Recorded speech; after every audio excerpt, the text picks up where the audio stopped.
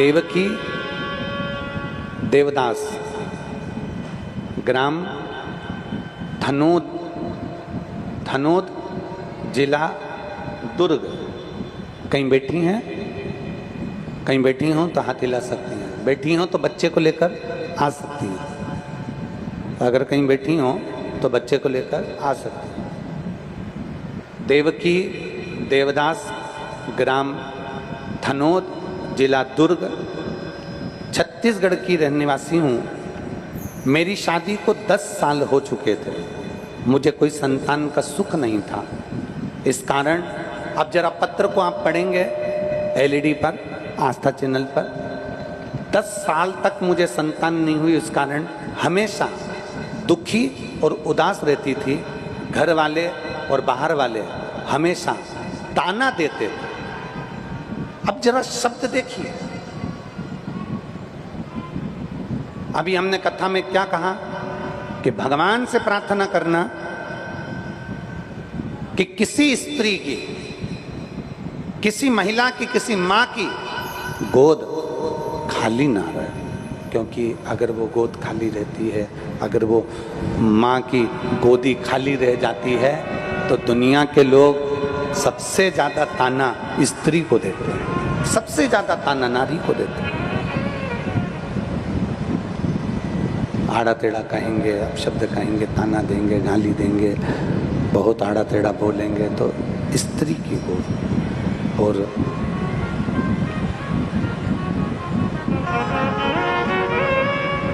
इतना ताना देते हैं गुरुदेव।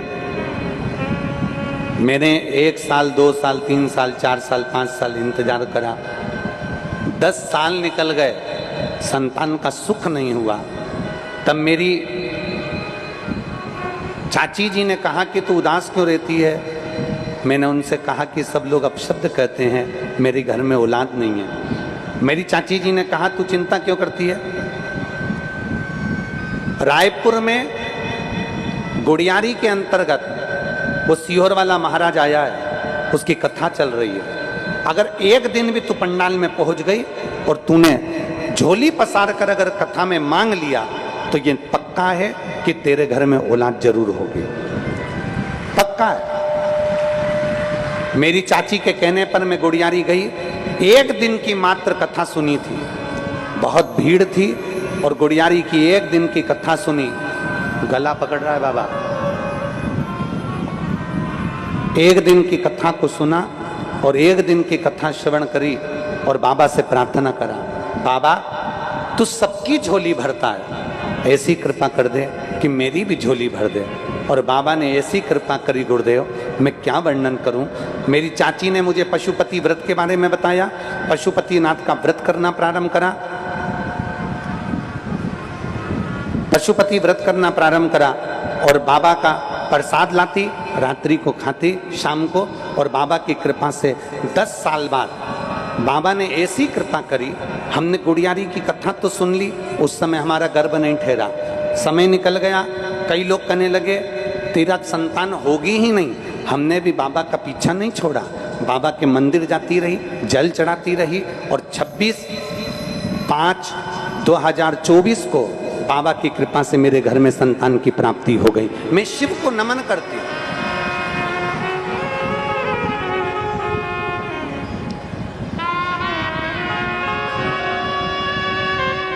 बच्चे का फोटो लगाया है, आप लोग दर्शन कर सकते हैं। शिव तत्व की प्राप्ति, शंकर ओघड़ी की प्राप्ति, एक विश्वास, एक भरोसा, एक दृढ़ता जब हमारे भीतर एकत्रित होता है, जब एक भरोसा हमारे भीतर आता है, एक दृढ़ता हमारे भीतर आती है, एक विश्वास हमारे भीतर आता है, तो परमात्मा मिलता जरूर। थोड़ा समय लग सकता,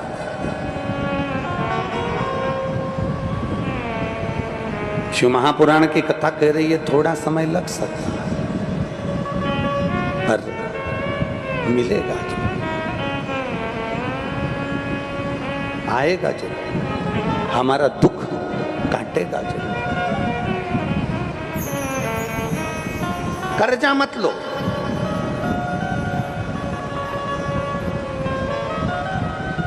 किसी से उधार नहीं लेना। शिव महापुराण की कथा कहती है उधार लेकर हमें भगवान शंकर का भजन नहीं करना, उधार लेकर हमें आरती में पैसा नहीं चढ़ाना, उधार लेकर हमें भगवान शंकर के मंदिर में दान नहीं करना। शिव जी से प्रार्थना करना, भगवान शंकर से कहना कि तू भगवान शिव से अपने मन की बात। पानी आ रहा है तो कीचड़ में बैठना मत, जहां छांव हो वहां जाकर बैठ जाओ। जो लोग पानी में हों वो खड़े खड़े बाबा से प्रार्थना करें, जो लोग सूखे में बैठे हैं वो बाबा से निवेदन करें। दिल से बाबा से प्रार्थना करिए, भाव से।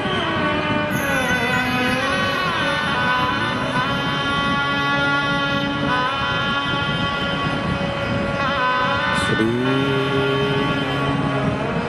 शिवाय नमस्तु,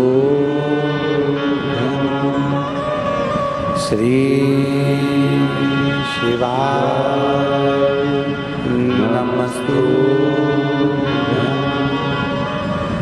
श्री शिवाय नमस्तु, श्री शिवाय नमस्तु, श्री शिवाय नमस्तु। भोला सब दुख काटो, ओ भोला सब दुख काटो। शिव शंकर जपो तेरी माला, भोले बाबा जपो तेरी माला। भोला सब दुख काटो, ओ भोला सब दुख काटो। वेश मंगलकारी, वेश मंगलकारी। शमशान वासी हमारा, शमशान वासी हमारा। ओ भोला सब दुख काटो, ओ भोला सब दुख काटो।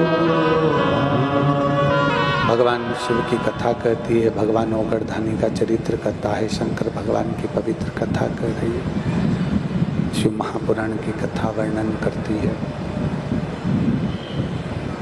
शिव और पार्वती, भगवान देवादिदेव महादेव और माता पार्वती दोनों का स्मरण, दोनों का मंत्र जापो, दोनों का नाम जापो, दोनों का स्मरण।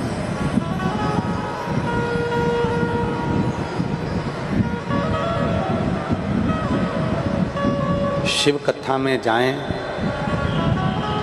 भगवान ओगरदानी के पवित्र कथा के पंडाल में जब पहुँचें,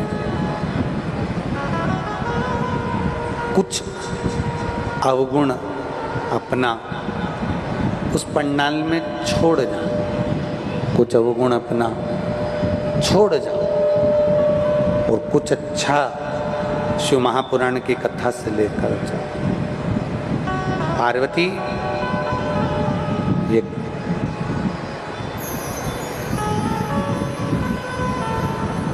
आज काशी में जो आप और हम भ्रमण कर रहे हैं, काशी में जो आप और हम घूम रहे हैं, काशी की पवित्र भूमि पर जो हम भ्रमण कर रहे हैं, ये जो एक बुजुर्ग बैठा हुआ है जिसकी उम्र 90 से 94 वर्ष है, आज आपका और हमारा काशी में भ्रमण करना इस बुजुर्ग के लिए, इस बुजुर्ग के लिए। आज आप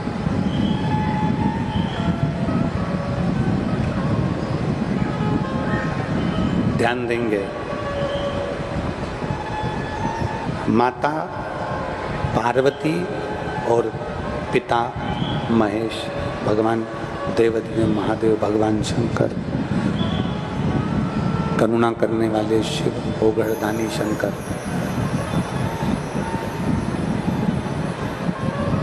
लोग कहते हैं कि केवल प्रदोष के दिन भगवान शिव भ्रमण के लिए जाते हैं। लोग कहते हैं कि सोमवार की अष्टमी के दिन भगवान शंकर भ्रमण पर जाते हैं। लोग कहते हैं कि भगवान शिव शिवरात्रि के दिन भ्रमण पर जाते हैं। शिव महापुराण की कथा कहती है, जल चढ़ाने वाले शिव भक्त के लिए, शंकर के मंदिर में एक लोटा जल चढ़ाने वाले शिव भक्त के लिए देवाधिदेव महादेव प्रतिदिन भ्रमण करने के लिए आते हैं। प्रतिदिन मंदिर छोड़कर उसके द्वार तक पहुंचते हैं। बोल बम का नारा है, प्रतिदिन मेरे देवाधिदेव महादेव अपने भक्त के उद्धार के लिए रोज पहुंचते हैं, प्रतिदिन। ऐसा कोई दिन नहीं जाता जिस दिन मेरा महादेव आपके दरवाजे पर नहीं आता। बस अंतर इतना है कि उसको पहचानने के लिए नेत्र चाहिए।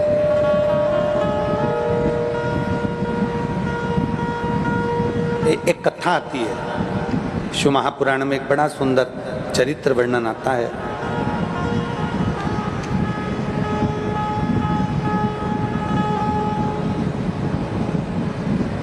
एक विरथ नाम के बड़े प्रसिद्ध राजा हुए।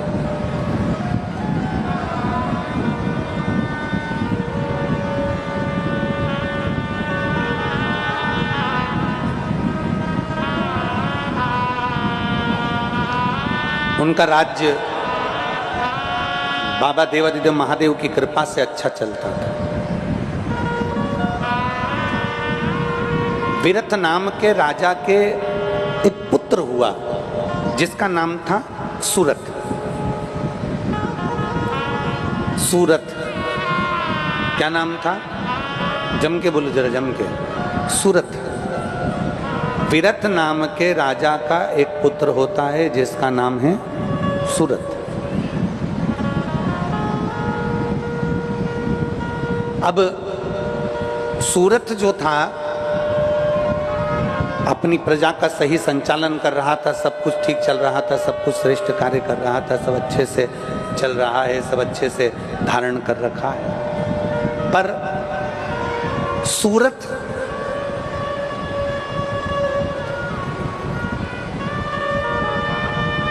भगवान देवाधिदेव महादेव और माता पार्वती से प्रेम नहीं रखता था, स्नेह नहीं रखता था।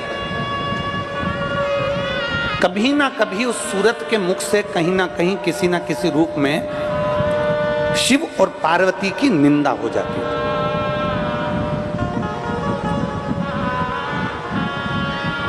शिव महापुराण की कथा कहती है, भगवान देवाधिदेव महादेव का चरित्र कहता है, बन सके तो भगवान शंकर की कथा का रसपान करिए, बन सके शिव जी के मंदिर में एक लोटा जल समर्पित करिए। शिव महापुराण की कथा कहती है, पर जिंदगी में एक बात पल्लू में गांठ बांध कर रख लो कि अगर कहीं शंकर की निंदा हो रही हो तो या तो वहां जवाब दे दो। अगर तुम्हें बन सकता है कि कोई शिव की निंदा कर रहा हो, शिव पुराण की निंदा कर रहा हो, शंकर की निंदा कर रहा हो, शिव भक्त की निंदा कर रहा हो, बन सके तो उसको जवाब दो। जवाब नहीं दे सकते तो शिव महापुराण की कथा कहती है, उस निंदा वाली जगह से उठकर चले जाओ, तो उससे बढ़कर कोई पुण्य नहीं।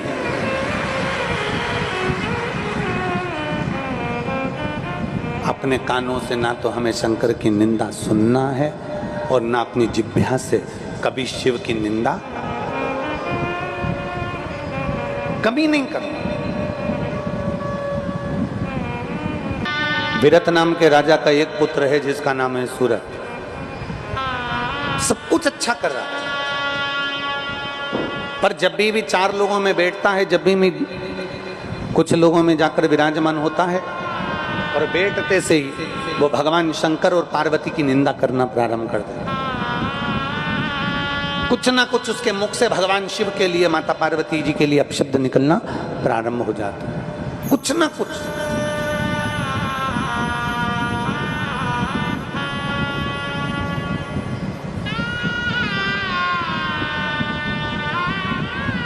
शिव जी का तो कभी कभी सम्मान कर भी देता है, पर माता पार्वती जी का सम्मान नहीं कर पाता वो, माता पार्वती जी का आदर नहीं कर पाता वो, माता पार्वती जी का सत्कार नहीं कर पाता वो।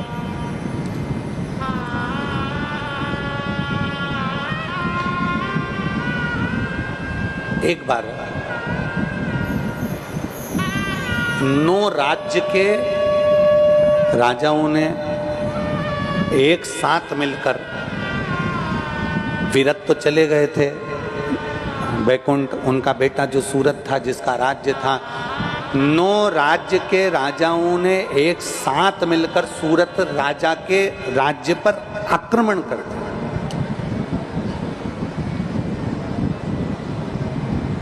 कितने राज्य के राजाओं ने? 9 राज्य।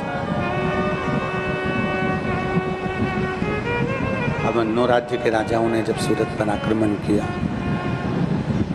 9 राज्य के राजाओं ने जब सूरत के राज्य पर आक्रमण किया, सूरत लड़ा, युद्ध किया, हार गया, दूसरी जगह चले गया।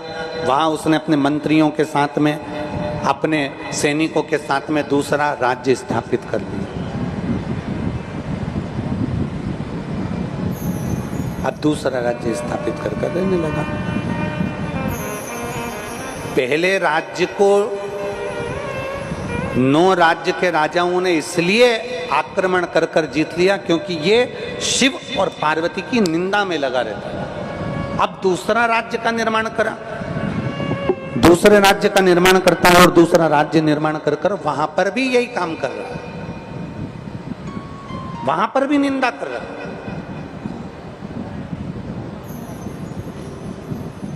शंकर पार्वती की निंदा करने वाला, शिव पार्वती की निंदा में डूबने वाला, शंकर पार्वती की निंदा को श्रवण करने वाला, एक जगह नहीं, एक जन्म में नहीं, चाहे जितने जन्म ले ले उसको दुख भोगना ही पड़ता। वो सुख नहीं भोग सकता, उसको दुख भोगना ही पड़ेगा।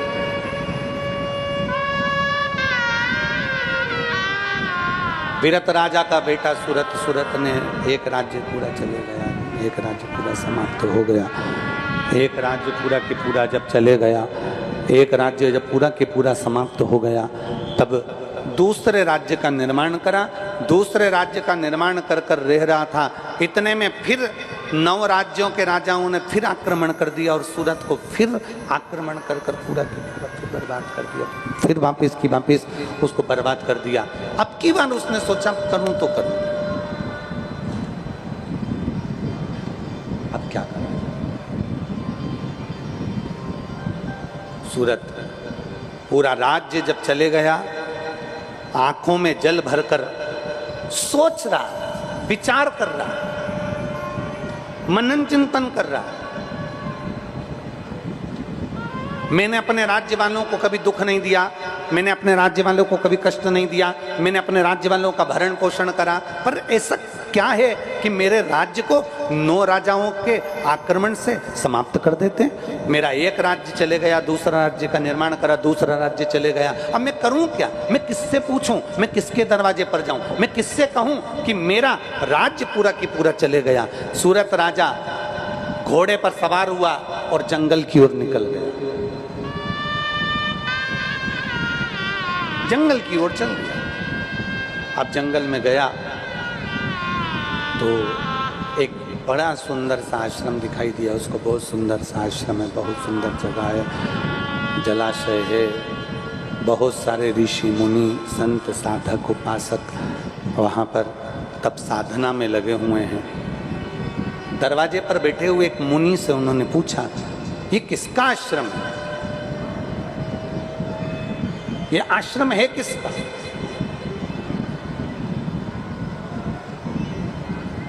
मुनि बोले, ये मुनि मेधा का आश्रम है। मेधा मुनि का आश्रम? हाँ। क्या मुझे गुरुजी का दर्शन हो जाएगा? क्या मुझे गुरुजी के दर्शन हो सकते हैं? क्या मैं गुरुजी के चरणों को प्रणाम कर सकता हूँ? क्या मैं गुरुजी को नमन कर सकता हूँ? मुनि मेधा से मैं क्या मिल सकता हूँ? सूरत बार बार विनती करते रहे, पर मुनियों ने मुनि मेधा से राजा सूरत को नहीं मिलवाया। 3 दिन तक राजा सूरत वहां रहे। 3 दिन रहते रहते रहते रहते एक दिन क्या हुआ, एक कोई वैश्य, एक कोई बनिया उस मुनि मेधा के आश्रम में आ गया।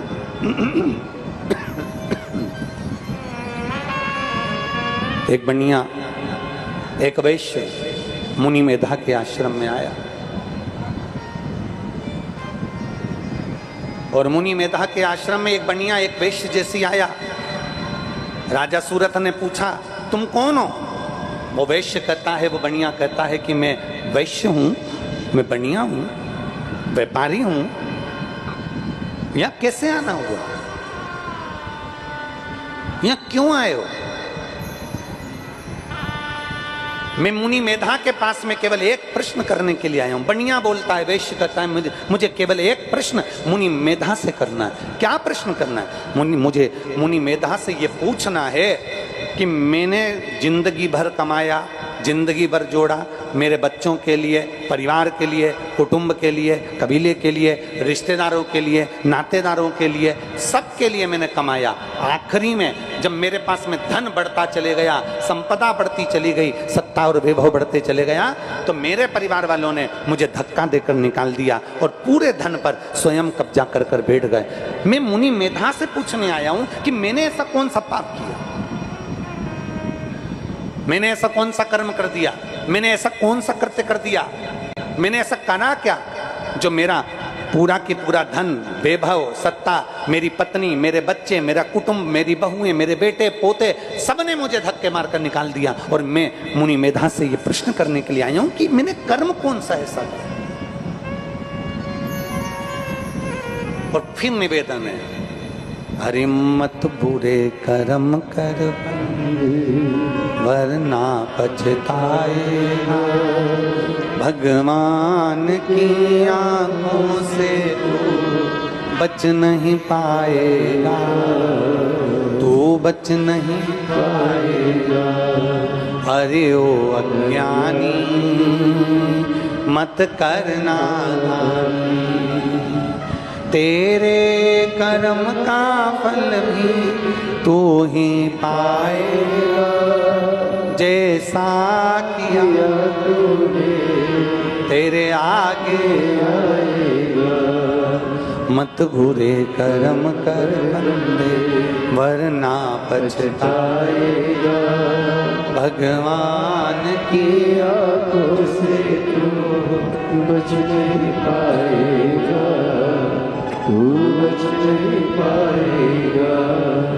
अरे ओ अज्ञानी मत करना दानी, अरे ओ अज्ञानी मत करना।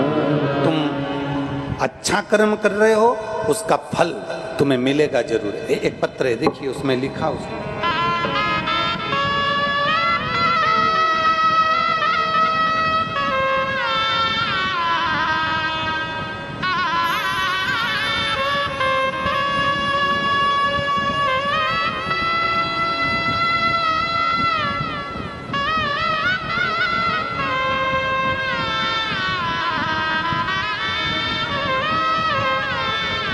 मेरा नाम अंबिका सिंह, मैं धमतरी जिला परसा गुंडा के निवासी हूँ।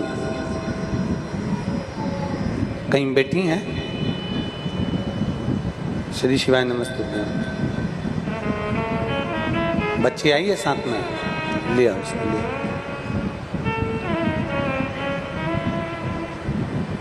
मेरा नाम अंबिका सिन्हा, मैं धमतरी जिला परसा गुंडा की निवासी हूँ। मेरी पोती मोक्षिका सिन्हा जो 4 साल की है, जो बोल भी नहीं पाती थी, सुन भी नहीं पाती थी और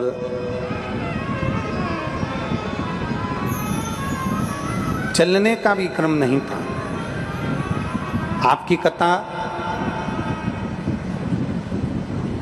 3 साल से डॉक्टरों का उसका इलाज चल रहा है, लेकिन कोई फर्क नहीं पड़ा था। जब 3 साल से डॉक्टर का इलाज चल रहा है जिसमें वो ना बोल पाती हैं ना सुन पाती हैं, उसको बीच बीच में मिर्गी के दौरे भी आए। अब हम करें तो करें क्या?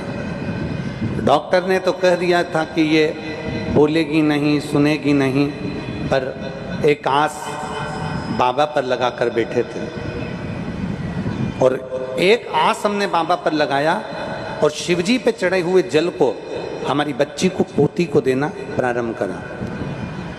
आज मैं बाबा को इसलिए इस बच्ची को प्रणाम कराने लाई हूँ कि ये बच्ची बिल्कुल भी ना तो बोलती थी ना बिल्कुल सुनती थी, एक जैसी बस पड़ी रहती थी।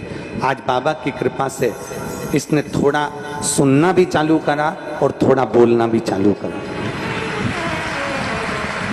ना बोल पाती थी ना सुन पाती थी। मैं बाबा को केवल इसको प्रणाम करने के लिए लेकर आई। जब डॉक्टर ने कह दिया कि नहीं तो ये सुन भी नहीं सकती, बोल भी नहीं सकती, अब बाबा की कृपा से, पहले लोग कहते थे ये गूंगी है, गूंगी है, ये बोल नहीं सकती, पर मेरे बाबा ने इसके मुख में वाणी दी और मेरे बाबा ने इसको सुनने की शक्ति प्रदान करी। ये शिव तत्व है। एक भरोसा जब पूर्ण रूप से हम शंकर भगवान पर करते हैं, एक विश्वास जब पूर्ण रूप से हम शिव जी पर करते हैं, हमारा भरोसा, हमारा विश्वास जब दृढ़ होता है, प्रबल होता है, तो देवादिदेव महादेव का दर्शन जरूर होता है।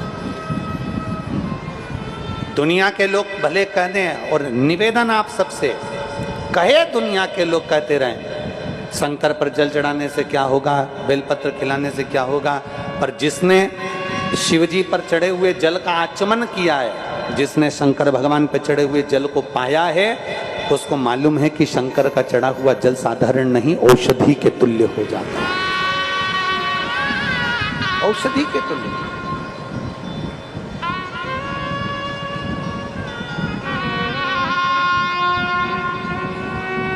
एक विश्वास अपने भीतर उत्पन्न करें, एक भरोसा अपने भीतर उत्पन्न करें।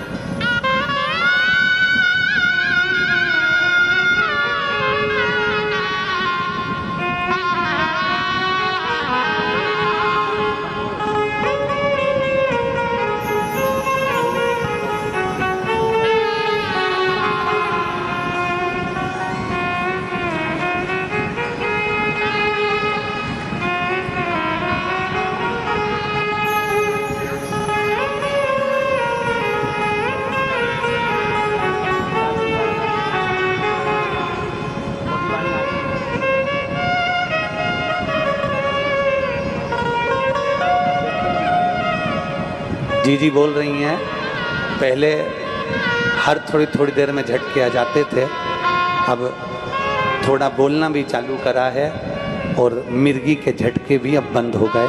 ये शिव की कृपा है।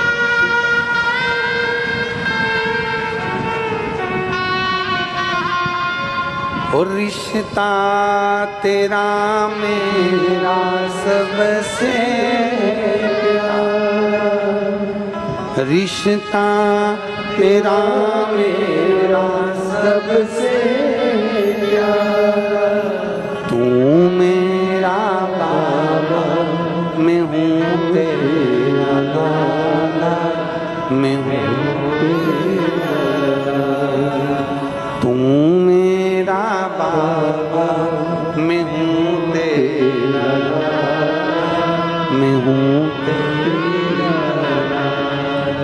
विश्वास के साथ, एक भरोसे के साथ जब हम शिव को रिझाते हैं, थोड़ा समय लग सकता है। इस माँ ने लिखा कि हमने इस पत्र में वो लिख रही है 3 साल लगातार, 3 वर्ष तक लगातार डॉक्टर को दिखाई और डॉक्टर ने एक ही बात कही, अब इसका मिर्गी का जो दौरा आ रहा है वो भी बंद नहीं होगा, सुनना भी नहीं आएगा और बोलना भी नहीं। पर बाबा ने उसको वाणी भी दी, श्रवण शक्ति भी दी और मिर्गी का दौरा भी उसका समाप्त हुआ। ये शिव पर करा हुआ भरोसा, एक दृढ़ भरोसे के साथ में, एक विश्वास के साथ में जब हम भगवान देवाधिदेव महादेव के पास जाते हैं, हमारा महादेव हमारी बात को स्वीकार कर। तुमसे कोई कहे कि शंकर सुनते हैं, तुम बिल्कुल छाती ठोक कर कह देना, अगर दिल से कहोगे तो भगवान जरूर सुनता है, जरूर।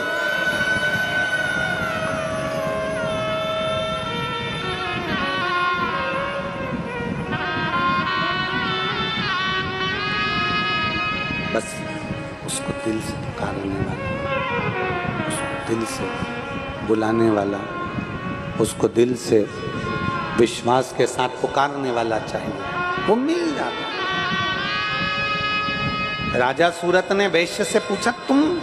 वैश्य कहता है, मेरे घर में मैंने बहुत कमाया, बहुत जोड़ा, बहुत धन, बहुत संपदा, बहुत सत्ता, बहुत वैभव, सब कुछ आया, मेरे घर में कोई कमी नहीं, पर मेरी पत्नी, मेरे परिवार, मेरे बच्चों ने आज मुझे धक्का देकर निकाल दिया।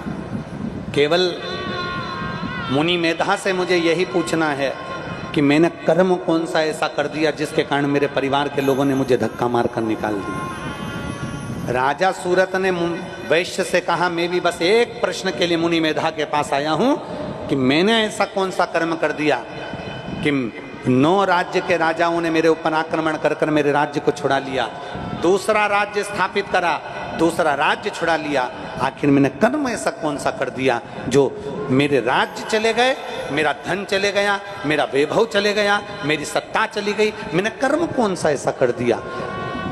3 दिन तक मुनि मेधा नहीं मिले, 3 दिन।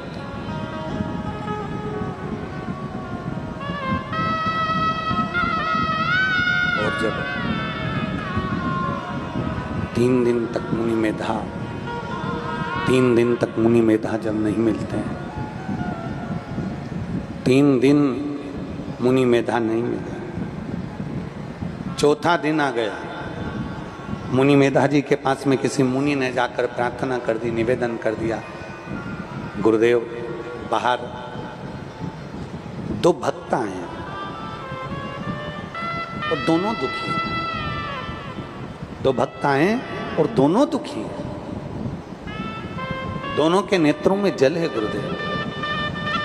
अब संत संत होता है, गुरु गुरु होता है, साधु साधु होता है, तपस्वी तपस्वी होता है, साधक साधक होता है, उपासक उपासक होता है। दुनिया में सबसे कोमल दिल, दुनिया में सबसे नम्र दिल, दुनिया में सबसे स्नेहिल दिल अगर माना गया है तो किसी संत, साधु, गुरुजन, ब्राह्मण जन, तपस्वी जन, साधक और उपासक का माना गया।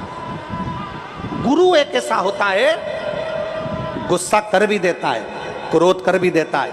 संत, साधु, सन्यासी, तपस्वी, साधक, उपासक अगर क्रोध कर भी देते हैं तो संत, साधु, सन्यासी, तपस्वी, साधक, उपासक का जो हृदय होता है इतना भगवान की भक्ति में डूबा डूबा, इतना नर्म हो जाता है कि अगर गुस्सा कर भी देता है तो दूसरे क्षण में माफ कर भी देता है। वो संत, वो साधु, वो गुरुजन, वो तपस्वी, वो साधक, वो उपासक।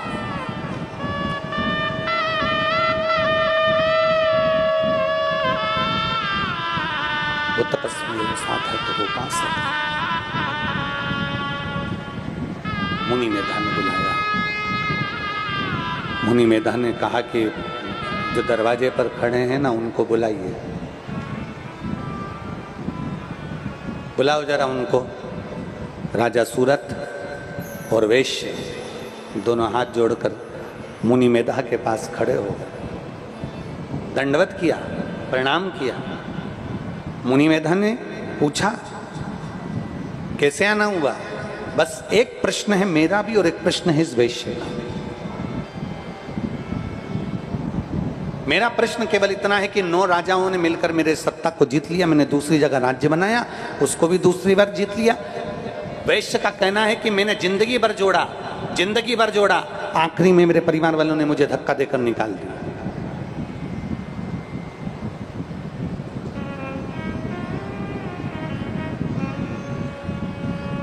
मुनि मेधा की मंद मुस्कान उनके चेहरे पर आ गई और मुनि मेधा हंस दिए, मुस्कुराने लगे। वैश्य को क्रोध आ गया, बनिया को क्रोध आया।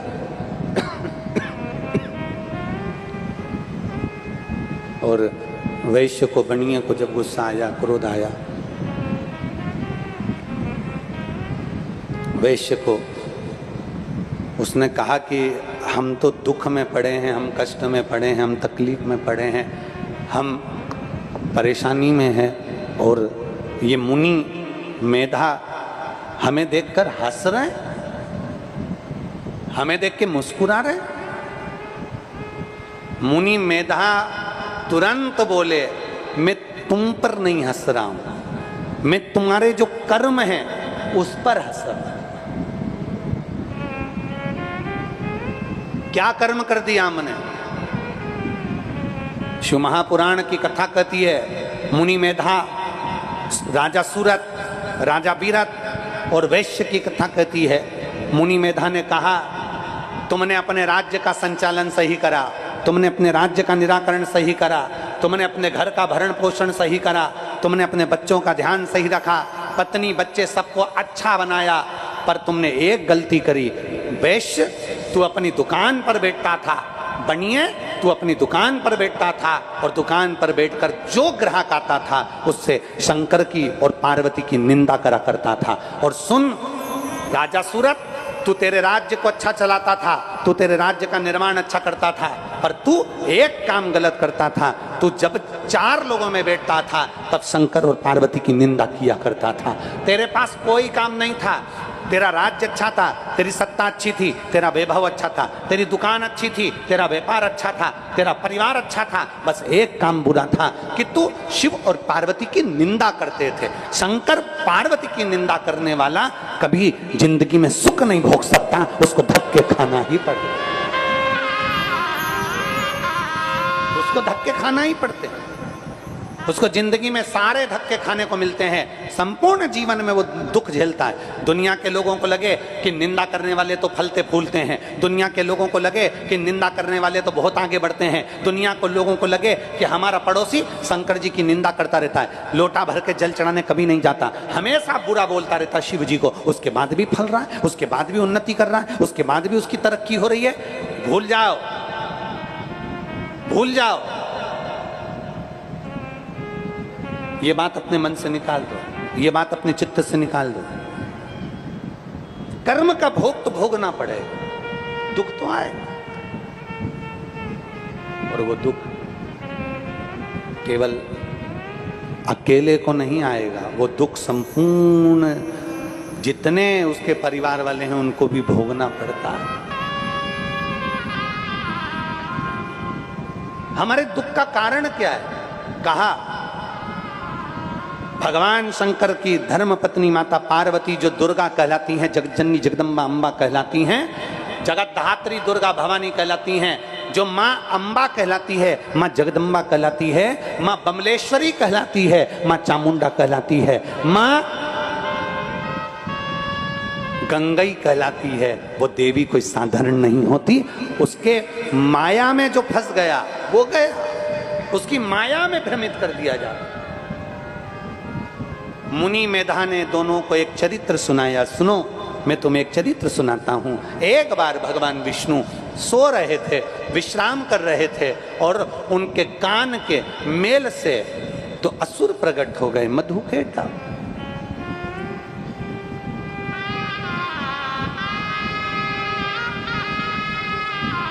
भगवान नारायण के कान के मेल से 2 असुर उत्पन्न हो गए मधुकेटप।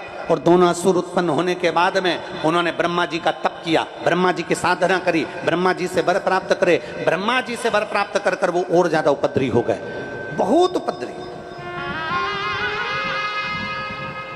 देवी क्या करती है? पार्वती जी करती क्या है? जगदम्बा करती क्या है? मां अष्टधात्री दुर्गा भवानी करती क्या है?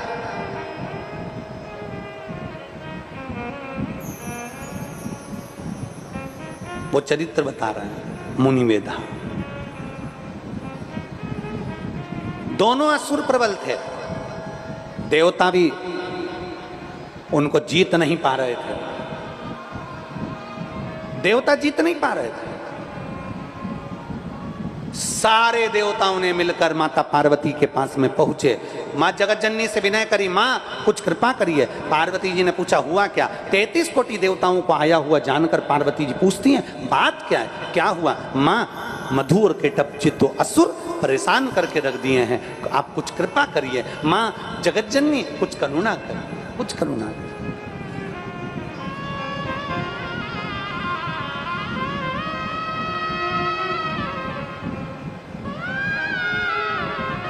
विनय करा, निवेदन करा कि अम्बे तू है जगदम्बे काली, जय दुर्गे खप्पर वाली, तेरे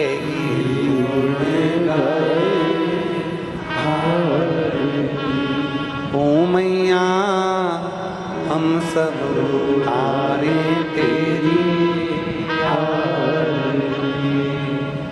तेरे भक्त जनों पर माता बीड़ पड़ी है और दानव दल पर टूट पड़ो माँ, दानव दल पर टूट पड़ो माँ, करके सिंह सो सिंहों से तू बलशाली, अष्ट भुजा दुखियों के दुख ओ मैया हम सब उतारे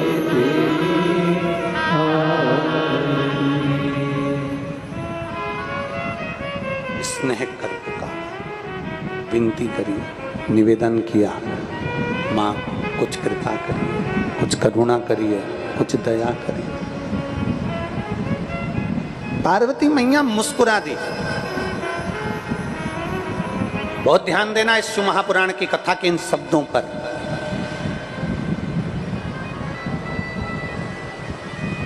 वैश्य दुखी, राजा सूरत दुखी, मुनि मेधा मुस्कुरा रहे थे।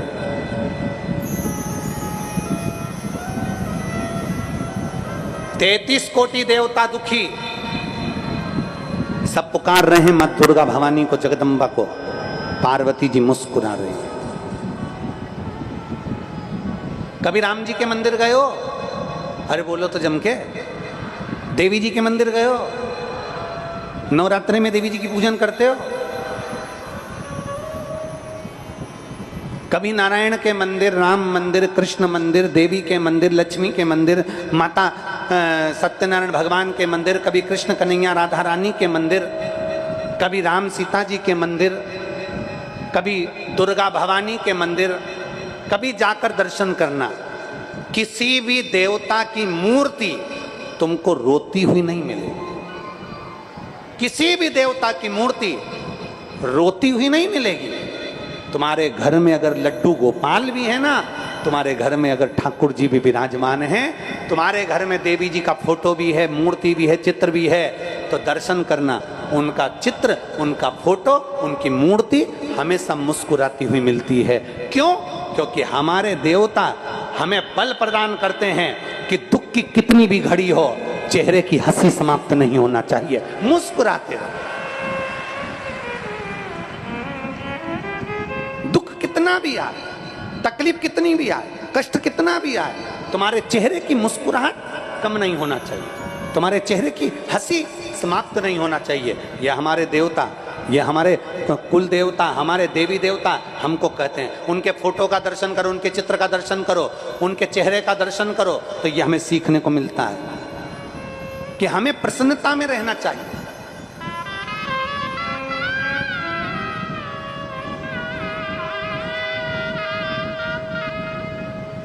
अपनी जिंदगी प्रसन्नता में जीना चाहिए। रुलाने के लिए तो पूरा जीवन पड़ा है। मेरे राम जी महाराज का जब प्राकट्य हुआ तो माता कौशल्या जी राम जी को रुला रही थी। माता कौशल्या जी कह रही हैं, माता पुनि बोली सोमति डोली, तजऊ तात यह रूपा, की जैसी सुलीला, अति प्रियशीला, यह सुख परम अनुपा। माता कौशल्या जी कह रही हैं, सुनी बचन सुजाना, रोदन ठाना, होई बालक सुरभूपा। माता कौशल्या जी कह रही हैं, सुनी बचन सुजाना, रोदन। माता कौशल्या जी कह रही हैं राम जी से,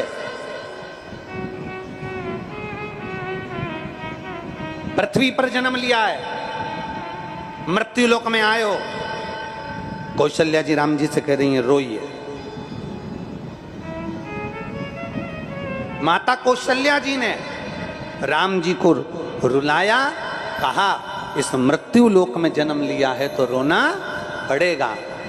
सुनी बचन सुजाना, रोदन होई बालक सुरभूपा। कौशल्या जी कह रही हैं मृत्यु लोक में जन्म लिया है तो रोना तो पड़ेगा, रोना पड़ेगा, क्योंकि जन्म लेने वाले व्यक्ति को माता कौशल्या जी रुला रही हैं राम जी को। तो आज भी हॉस्पिटल में जब बच्चे का जन्म होता है, बच्चे को डॉक्टर सिस्टर थप मारकर चिमटी खोलकर बच्चे को रुलाते हैं। बोलो मेरी माताओं सही है कि गलत है? जैसे कौशल्या जी ने राम जी को रुलाया था, आज भी जन्म लिए बच्चे को डॉक्टर सिस्टर थप मारकर चिमटी खोड़कर रुलाते हैं। क्योंकि डॉक्टर भी कहते हैं आज रोएगा तो मरेगा तब तक रोएगा, क्योंकि दुनिया के लोग केवल रुलाना जानते हैं, शिव महापुराण हंसाना जानती है, मुस्कुराना जानती है।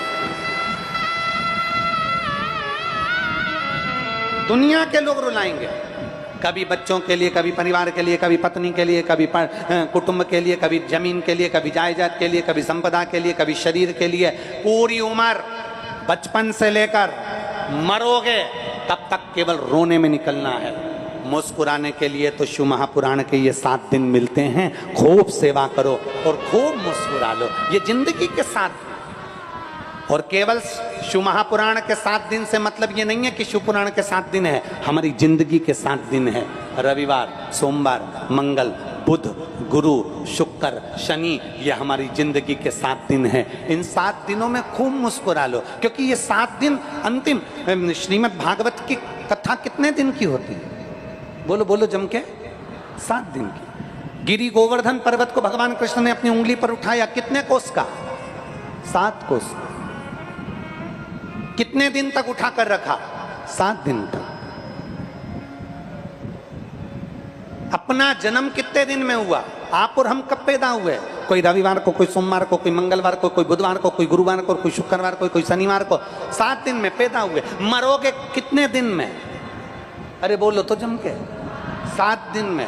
अलग से तुम्हारे लिए कोई दिन लिख कर नहीं आएगा, इन्हीं 7 दिन में रविवार, सोमवार, मंगल, बुध, गुरु, शुक्र और शनि, इन्हीं 7 दिन में जन्म हुआ, इन्हीं 7 दिन में जाना है। और यही 7 दिन की शिव पुराण कहती है। रविवार को जन्म हुआ, सोमवार को बड़े हुए, मंगलवार को ब्याह हुआ, बुधवार को बच्चे हुए, गुरुवार को बीमार पड़े, शुक्रवार को हॉस्पिटल गए, शनिवार को सीताराम हो गए। 7 दिन यूं निकले। जीवन के 7 दिन ऐसे ही निकल जाते हैं मुस्कुराते। जिसने सेवा कर ली, जिसने चाकरी कर ली, जिसने भजन कर लिया, जिसने कीर्तन कर लिया, जिसने मंत्र जाप कर लिया, जिसने नाम जाप कर लिया, वह आनंद की सुख राशि प्राप्त कर लेता। मैं पूरे छत्तीसगढ़ वासियों को, गंडई के निवासियों को धन्यवाद देता हूँ। इस गंडई क्षेत्र के एक एक बच्चे को धन्यवाद देता हूँ, जिन्होंने अपने घर से कोई ने पोहा बनाया, कोई ने खिचड़ी बनाई, कोई ने रोटी बनाई, कोई ने सब्जी बनाई और जनमानस की सेवा करी। भंडारा अपनी जगह चलता रहा। कई समाज, चाहे वो अग्रवाल समाज हो, साहू समाज हो, अन्य अन्य जितनी भी समाजें हैं, स्वर्णकार आदि की जितनी समाजें हैं, सब समाज ने आगे बढ़ बढ़कर अपने भंडारे चलाए और इन जनमानस की सेवा करी। तुम्हारा करा गया सेवा खाली नहीं जाएगी। और मैं विदिशा वासियों से निवेदन करूंगा, जहां 30 जून से 6 जुलाई तक कथा है, 1 बजे से 4 बजे तक, अपनी जिंदगी में ये सेवा का मौका मिल रहा है विदिशा वालों को, दिल से करो, आनंद से करो, बन सके जितनी सेवा करो, पर करो, ये मौका फिर नहीं है। अब ये 7 दिन हो गए, सब अपने अपने घर चले जाएंगे, सब अपने अपने घर पहुंच जाएंगे। ये गंडई की जमीन, ये भूमि, ये रोड फिर वही खाली खाली दिखेगी। फोन किसके आ रहा है? अभी तो सब फोन भी लगा रहे थे, क्यों? हमें आगे बिठा दोगे क्या? क्यों? हम आ जाएं क्या?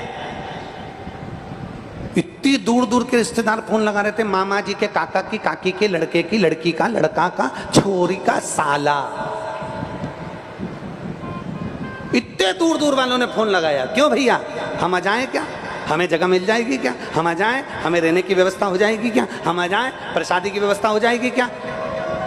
शिव महापुराण की कथा कहती है, जैसे कथा सुनने के लिए रिश्तेदार फोन लगाते हैं कि हमारी यहाँ व्यवस्था हो जाएगी, उसी तरह शिव महापुराण की कथा कहती है, अगर आप शंकर की कथा में पहुंचे हो तो चिंता मत करना, मेरे भोलेनाथ तुम्हारी सारी व्यवस्था कर ही देते हैं। ये शिव तत्व है, योग घड़ी है।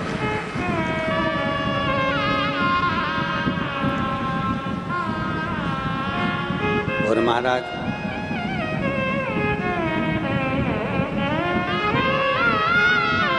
हरिओम में कुछ ही देर बाद कथा विराम की ओर जा रही है। दिल से बाबा से प्रार्थना कर लो, क्योंकि बहुत दूर दूर से आप लोग आए हो।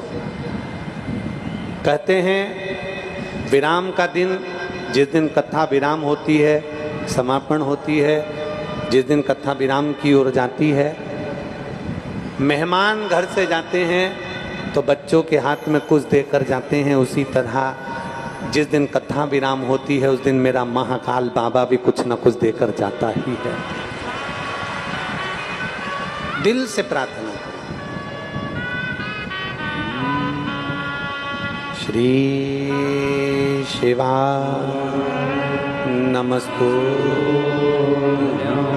श्री शिवा नमस्तु, श्री शिवा नमस्तु, श्री शिवा नमस्तु, श्री शिवा नमस्तु। भोला सब दुख ओ भोला सब दुख शिव शंकर जपो तेरी माला, भोले बाबा जपो तेरी माला, भोला सब दुख काटो हमारा, ओ भोला सब दुख काटो हमारा। वेश है मंगल मंगलकारी, वेश है मंगल मंगलकारी, शमशान वासी हमारा, शमशान वासी हमारा, ओ भोला सब दुख काटो हमारा, ओ भोला सब दुख काटो हमारा। राजा सूरत को और वैश्य को मुनि मेधा ने कहा, मधु और केटप ने बहुत से वर प्राप्त कर लिए थे, पर उसकी बुद्धि को स्वयं पार्वती जी ने, जब देवताओं ने आवाहन करा मां जगत जननी का, तो उन्होंने उनकी बुद्धि को फेर दिया। मांगा हूं। भगवान नारायण के साथ में मधुकेटप का युद्ध हुआ। आज मधुकेटप की बुद्धि को ऐसा फेरा कि मधुकेटप से ही स्वयं नारायण से मधुकेटप ने कह दिया मांग लो तुम्हें क्या चाहिए। भगवान नारायण बड़े प्रसन्न हो गए, बड़े प्रसन्न। गजब, हमेशा नारायण से लोग मांगते थे, आज नारायण को मांगने का मौका मिल गया। और नारायण ने कह दिया अगर देना चाहते हो तो देव।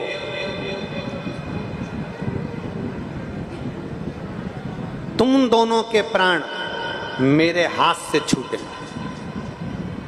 मैं तुम्हारा संहार करूं, मेरे हाथ से तुम्हारी मृत्यु हो। मधुकेटप ने कहा हम आपके हाथ से मरेंगे, पर शर्त एक है, जल में ना मरे, सूखे स्थान पर थल पर मरे।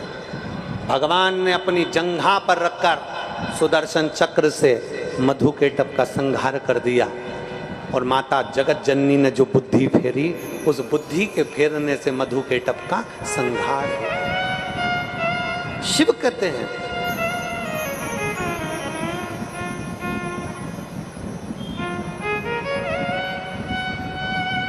भगवान शंकर काशी में मां जगत जननी पार्वती से कहते हैं सुनो जगत जननी, ए जगदम्बा पार्वती सुनो, तुम्हारा और मेरा नाम जब संसार का कोई मनुष्य लेता है, संसार सागर से मुक्त होकर कैलाश धाम में जाकर विराजमान होता है।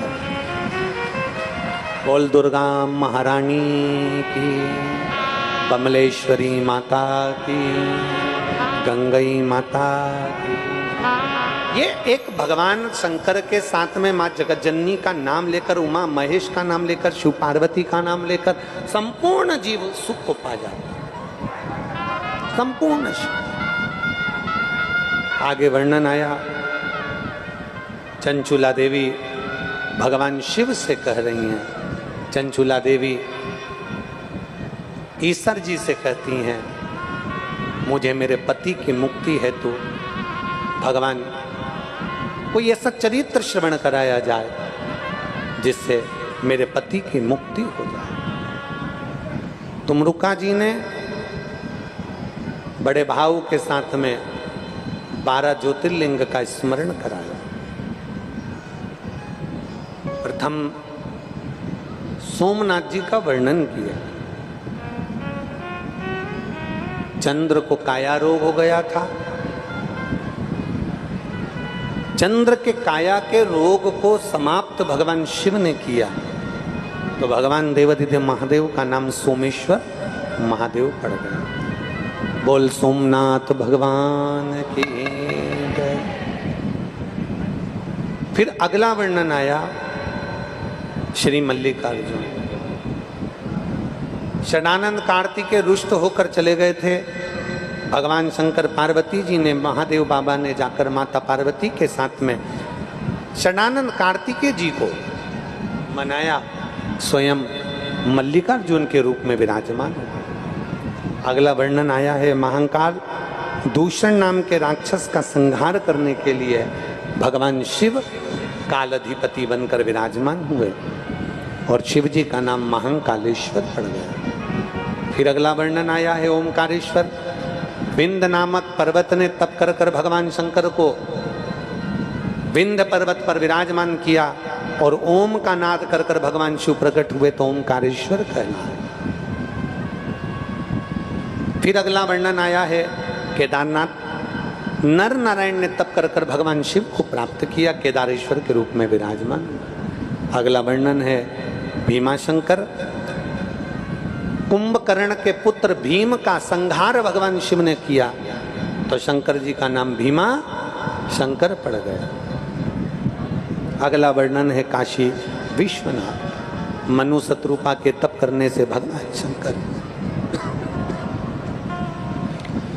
काशी में विराजमान होते हैं। अगला वर्णन है फिर त्र्यंबकेश्वर। गौतम बाबा पर गौ हत्या का दोष लगा, तब ब्रह्मा विष्णु महेश छोटे छोटे लिंग स्वरूप में यहाँ प्रकट होकर गौतम बाबा को आनंद सुख प्रदान करते हैं। माहिल्या के कहने पर पधारते हैं और त्र्यंबकेश्वर बाबा के रूप में विराजमान होते हैं। अगला वर्णन आता है वैद्यनाथ जी का। रावण भगवान शिव को लेकर जा रहे थे, वजन सहन ना कर पाए तो भूमि पर रखा और बाबा बैद्यनाथ के रूप में विराजमान हो गए, जिसको दुनिया के लोग बाबा धाम के नाम से जानते। फिर अगला वर्णन आया है नागेश्वर, दारुक नाम के राक्षस के संहार के लिए भगवान शिव प्रकट हुए। फिर वर्णन आया है रामेश्वरम, भगवान राम लंका पर चढ़ाई करने के लिए, रावण को मारने के लिए भगवान शंकर की आराधना कर कर शिवलिंग की स्थापना कर कर जाते हैं, रामेश्वर के रूप में विराजमान होते हैं। अगला वर्णन आता है कृष्णेश्वर, सुधर्म नाम के ब्राह्मण की धर्म पत्नी घूष्मा ने अपना बेटा सुदेहा को दे दिया था। सुदेहा ने उस बेटे के टुकड़े कर कर तालाब में फेंक दिए थे। भगवान शंकर की कृपा से घूष्मा का बेटा वापिस जीवित होकर प्राप्त हुआ था। शिव जी कृष्णेश्वर के रूप में विराजमान हुए। बोल कृष्णेश्वर महादेव की। भगवान तुमरुका जी 12 ज्योतिर्लिंग का चरित्र श्रवण कराते हैं और बाबा का पवित्र चरित्र सुनकर, भगवान देवादिदेव महादेव का पवित्र चरित्र श्रवण कर कर चंचुला देवी का पति बिंदु प्रेत योनि से मुक्त हो जाता है। चंचुला देवी अखंड सौभाग्यवती धारण कर लेती है रूप और अपने पति के लोक को चली जाती है। भगवान देवादिदेव महादेव अपने मस्तक से जटा में से बेलपत्र उतार कर शिव महापुराण को समर्पित करते हैं और भगवान शिव कहते हैं, सुनो तुमरुका जी, ये शिव महापुराण की पोथी जहां रखाएगी, शिव महापुराण जहां होगी, मैं 12 ज्योतिर्लिंग छोड़कर, कैलाश छोड़कर, जहां शिव पुराण की कथा होगी 7 दिन के लिए मैं वहीं पर विराजमान हो जाऊंगा। जो दिल से, हृदय से, भाव से, प्रेम से इस पवित्र शिव महापुराण की कथा को श्रवण करता है, सुनता है, धारण करता है, अपने जीवन में उतारता है, शिव कहते हैं मैं उसका कल्याण करता। बहुत बहुत साधुवाद के पात्र हैं आप सब। माँ गंगई के रहने वाले, गंडई छत्तीसगढ़ के रहनिवासी, जिनको ये 7 दिन शिव महापुराण की कथा सेवा का मौका, खूब प्रेम से भगवान की अविरल भक्ति प्राप्त करने का मौका मिला। बहुत बहुत साधुवाद के बाद। और तेरी कृपा बिना न हिले एक भी। मैं संपूर्ण गंडई वासियों को बहुत बहुत साधुवाद देता हूँ। मैं गोयल परिवार को धन्यवाद देता हूं, जिस गोयल परिवार ने आगे बढ़कर सबको साथ लेकर, सबके साथ मिलकर ये पवित्र शिव महापुराण की कथा यहाँ आयोजित करी। एक बार जोरदार ताली बजाकर सभी के लिए बहुत बहुत साधुवाद। और देखिए, जो आगे रहता है ना, उसको बहुत सुनना पड़ता है, ये भी याद रखना।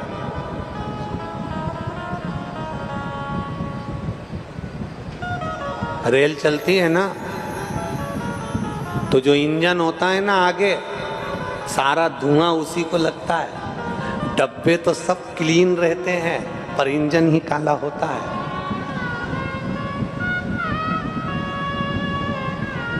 कई लोग कथा होने के बाद में हर जगह पर कई लोग कहते हैं हम आए थे, तुमने हमारा सम्मान नहीं करा, हम आए थे, हमें बैठने की जगह नहीं दी, हम आए थे, तुमने हमारे साथ ऐसा कर दिया, हम आए थे, तुमने वैसा कर दिया ना। शिव महापुराण की कथा होने के बाद तुम्हारे मुख पर एक भी शब्द नहीं होना चाहिए, बल्कि दुनिया के लोगों को कहना चाहिए कि गंडई में एक बार फिर शिव महापुराण की कथा होना चाहिए।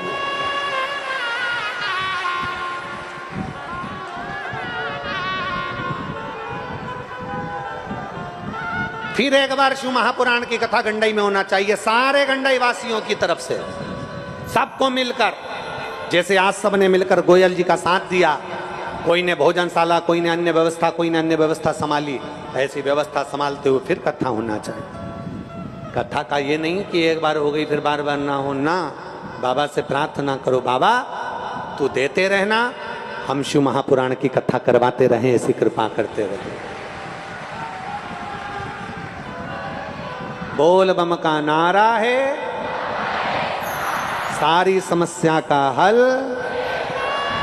शिव कृपा से ये प्राप्त हुआ है। बाबा देवादिदेव महादेव की करुणा, कृपा, दया, उनकी उदारता, जो 18 तारीख से ये 24 तारीख तक शिव महापुराण की कथा गंडई छत्तीसगढ़ में चली। 30 तारीख से विदिशा गिरधर कॉलोनी में 1 बजे से 4 बजे तक शिव महापुराण की कथा टीवी पर और विदिशा में श्रवण करने का मौका मिलेगा। भाव से श्रवण करिएगा। 17 अगस्त को बाबा की सीहोर में कावड़ भराएगी। वैसे तो पूरे महीने सावन का महीना लोग कावड़ भरते हैं कुबेरेश्वर बाबा की, पर 17 तारीख को हम स्वयं आपके साथ पैदल चलते चलते बाबा की कावड़ भरकर चलेंगे। प्रदोष का दिन रहेगा।